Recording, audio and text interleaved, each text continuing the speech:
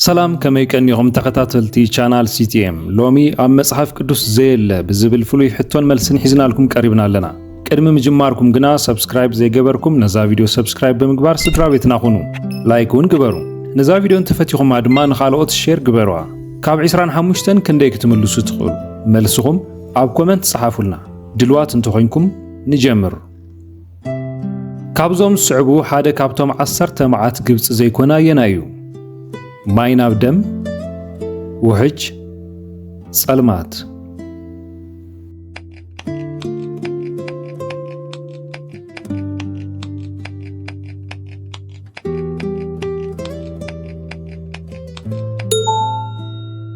መልሱ ውሕጅ እዩ። ኣብ ዘጸአት ምዕራፍ 7 ክሳብ 12 ካብ ዝተጠቕሱ መዓት ማይ ናብ ደም ብቐትሪ ጸልማት ይርከብዎም። ውሕጅ ግና ሓደ ካብቶም መዓታት ኣይነበረን። ጎይታና ኢየሱስ ክርስቶስ ኣብ ወንጌል ዮሐንስ ካብ ዝተጠቕሱ ኣነ እየ ዝብሉ መግለጽታት ዘይተጠቕሰ ኣየና እዩ? ኣነ ሓያል ጅግና እየ፣ ኣነ ብርሃን ዓለም እየ፣ ኣነ ናይ ሓቂ ወይኒ እየ።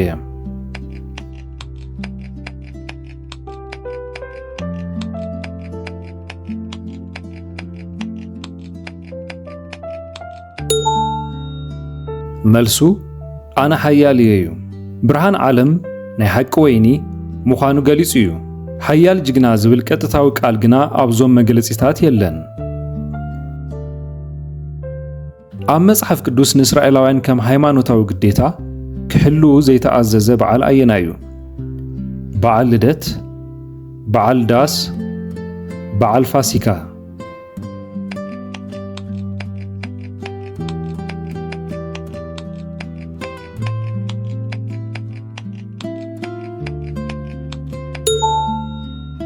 መልሱ በዓል ልደት እዩ። በዓል ዳስ ብተወሳኺ እውን ፋሲካ ብኣምላኽ ዝተኣዘዙ እዮም። ልደት ግና ድሓር ዝመጸ እዩ።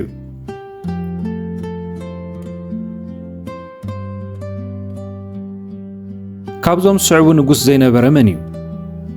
ጳውሎስ፣ ዳዊት፣ ሄሮድስ።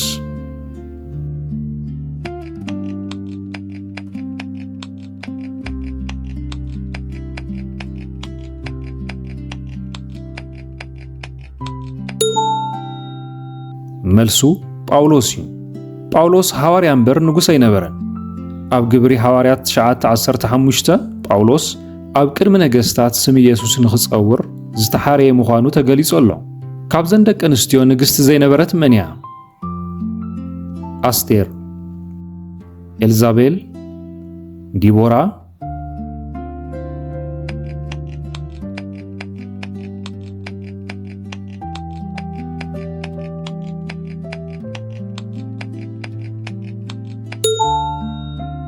መልሱ ዲቦራ እዩ። ዲቦራ ነቢይትን ፈራዲትን እያ ነይራ እምበር ንግሥቲ ኣይነበረትን። ኤልዛቤልን ኣስቴርን ግና ነገሥታት እየን ነይረን።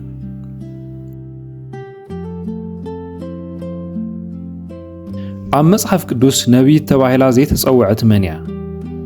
ማርታ፣ ሕልዳና፣ ዲቦራ።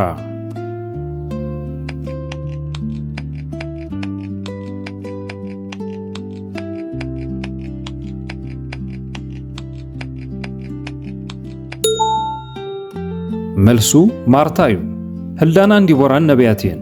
ማርታ ግና ኣገልጋሊት እምበር ነቢይት ተባሂላ ኣይተጸውዐትን።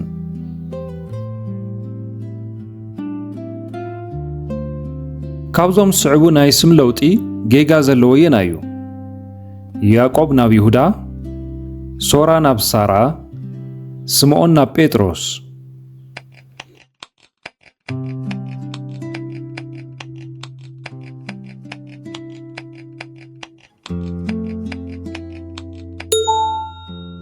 መልሱ ያዕቆብ ናብ ይሁዳ እዩ። ስም ያዕቆብ ናብ እስራኤል እዩ ተቐይሩ። ይሁዳ ግና ወዱ እዩ እምበር ሓድሽ ስሙ ኣይኮነን።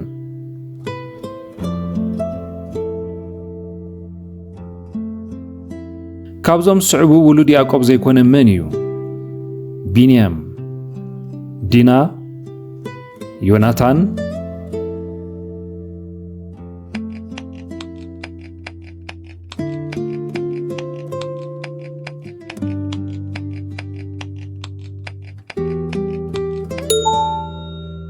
መልሱ ዮናታን እዩ።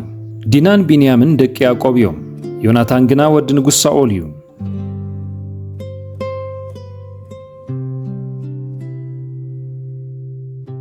ካብዞም ዝስዕቡ መዓት ግብፂ ኣብ መጽሓፍ ቅዱስ ዘይተጠቕሰ ኣየና እዩ? እሳተ ገሞራ፣ ጭንቁራዕ፣ ኣንበጣ።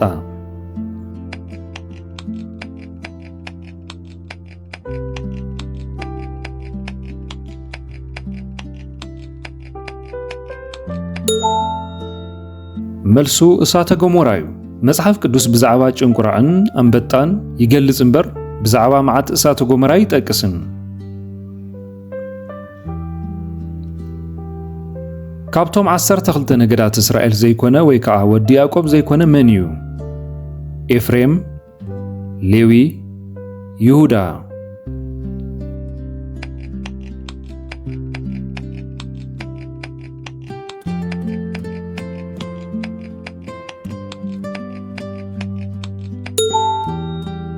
መልሱ ኤፍሬም እዩ።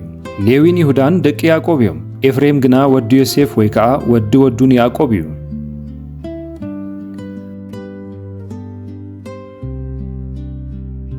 ካብቶም 12 ሐዋርያት ኢየሱስ ክርስቶስ ዘይኮነ መን እዩ? እስጢፋኖስ፣ ማቴዎስ፣ ዮሐንስ።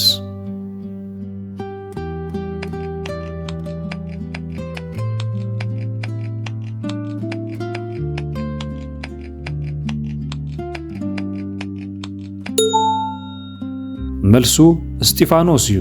ማቴዎስን ዮሐንስን ሐዋርያት እዮም። እስጢፋኖስ ግና ሓደ ካብቶም 7 ዲያቆናት እዩ ነይሩ።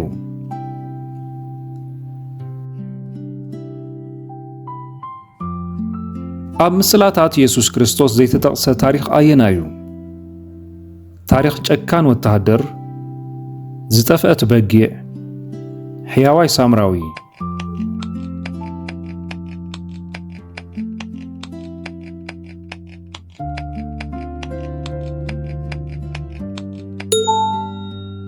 መልሱ ታሪኽ ጨካን ወተሃደር እዩ። ዝጠፍአት በጊዕን ሕያዋይ ሳምራውን ምስላ ኢየሱስ እዩ። ታሪኽ ጨካን ወተሃደር ግና ኣይኮነን።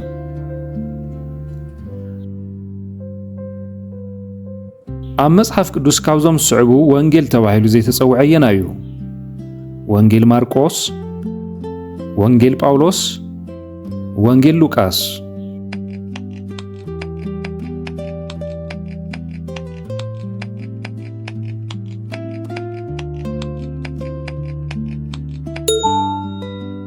መልሱ ወንጌል ጳውሎስ እዩ። እቶም 4 ወንጌላት ማቴዎስ፣ ማርቆስ፣ ሉቃስን ዮሐንስን ጥራይ እዮም።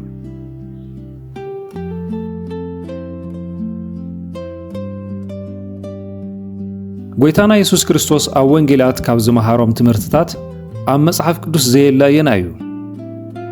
ኣነ ብርሃን ሙሴ እየ፣ ኣነ መገድን ሓቅን ሕይወትን እየ፣ ኣነ እቲ ሕያዋይ ጓሳ እየ።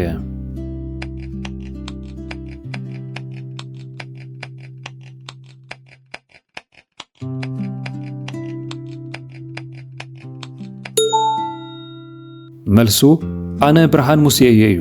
ኢየሱስ መገድን ሓቅን ሕይወትን ከምኡውን ሕያዋይ ጓሳ ምዃኑ ተዛሪቡ እዩ። ብርሃን ሙሴ ዝብል ቃል ግና የለን።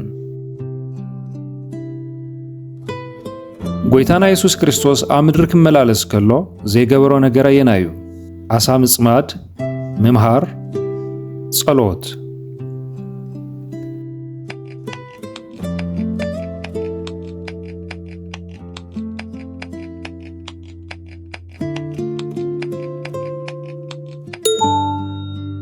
መልሱ ዓሳ ምጽማድ እዩ። ጎይታና ኢየሱስ ክርስቶስ መሃርን ጸለየን እምበር ዓሳ ከም ዘጽመደ ዝገልጽ ታሪኽ ኣብ ወንጌላት የለን።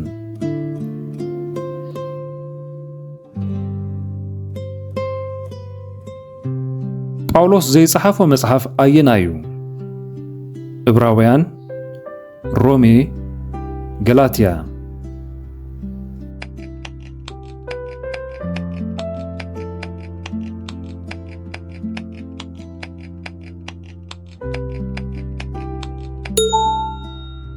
መልሱ ዕብራውያን እዩ። ሮሜን ገላትያን ናይ ጳውሎስ መልእኽትታት እየን። መጽሓፍ ዕብራውያን ግና ጸሓፊኡ ብስመ ይጥቀስን እዩ።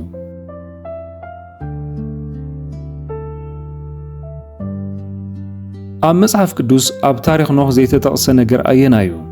مركب نوح شمون تخرنا عنبرا نوح سلسته دقو مسؤ نبرو اتا مركب بعنصيت غفر تسرحت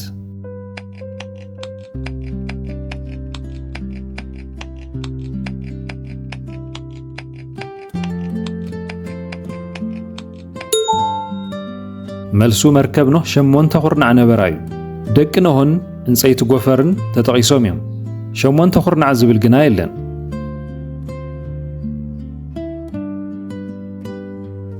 أم مصحف مسافنتي فرادي زينبر منيو جيديون إساياس سومسون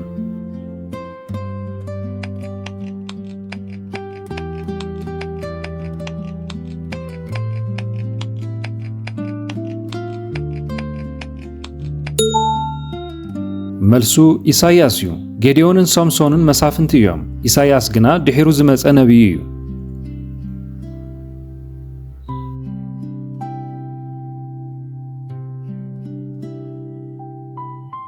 أب غلاطيا كاب ዝተጠቕሱ ፍረ መንፈስ ዘይኮነ ኣየናዩ ዕድል ትዕግስቲ ለውሃት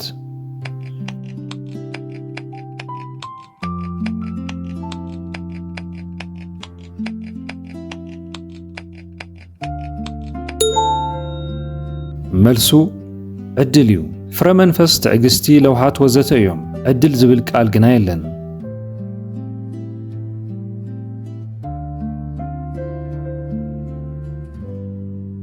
ኣብ ኤፌሶን ካብ ዝተጠቕሱ ኣጽዋር ኣምላኽ ዘይኮነ የናዩ ወንጭፍ ዋልታ ሴፍ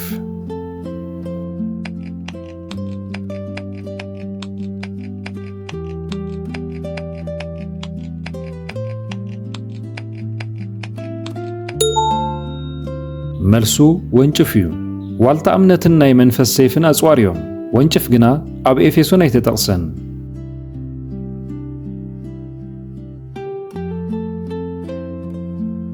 ትክክለኛ ጥቅስ መጽሐፍ ቅዱስ ዘይኮነ የናዩ ገንዘብ ሱር ኩሉ ክፋኣት እዩ እግዚአብሔር ጓሳየ እዩ ፍቅሪ ዓቃልያ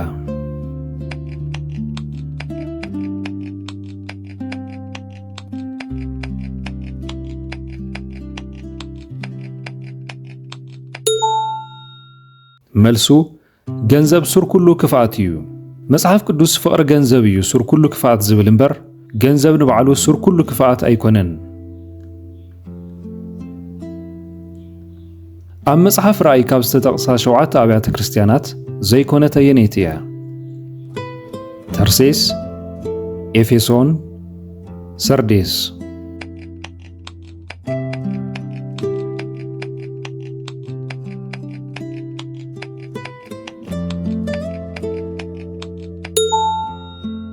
መልሱ ተርሴስ እዩ ኤፌሶንን ሰርዴስን ሓንቲ ካብተን 7 ኣብያተ ክርስቲያናት እየን ተርሴስ ግና ዮናስ ካብ ቅድሚ እግዚአብሔር ከሃድም ዝፈተነላ ከተማ እያ ስም መጽሐፍ ዘይኮነ የናዩ መጽሐፍ ኣብድዩ መጽሐፍ ዕንባቆም መጽሐፍ ሶምሶን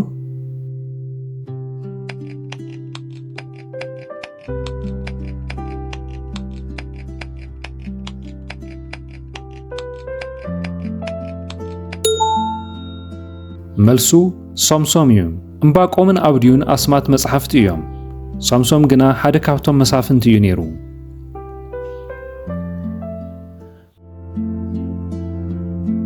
እቶም ሰብ ጥበብ ንጎይታና መድኃኒናን ኢየሱስ ክርስቶስ ካብ ዘምጽኡሉ ገጸ በረኸት ዘይነበረ የናዩ በትረ መንግስቲ ወርቂ ከርበ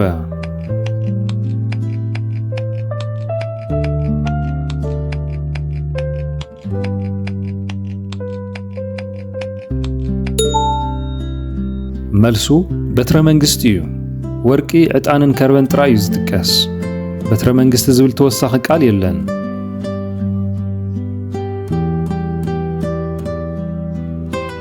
ካብዞም ዝስዕቡ ሰባት ሓደ ካብቶም ሰለስተ ዕሩኽ ኢዮብ ዘይኮነ መን እዩ ኤሊሁ ኤሊፋዝ በልዳድ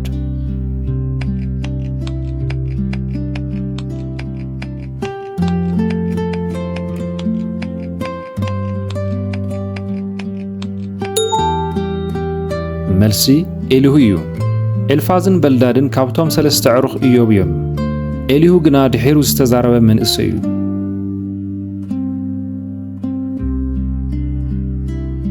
ንሎሚ ዝነበሩና 25 ሕቶታት ኣብዚ ተዛዚሞም ኣለዉ። ካብ 25 ክንደይ መሊስኩም? ኣብ ኮመንት ጻሓፉልና። ነዛ ቪድዮ ላይክን ሼርን ግበርዋ። ንዝያዳ ትምህርቲ ድማ ቻናልና ሲቲኤም ሰብስክራይብ ግበሩ። ሰላም ኣምላኽ ምሳኹም ይኹን።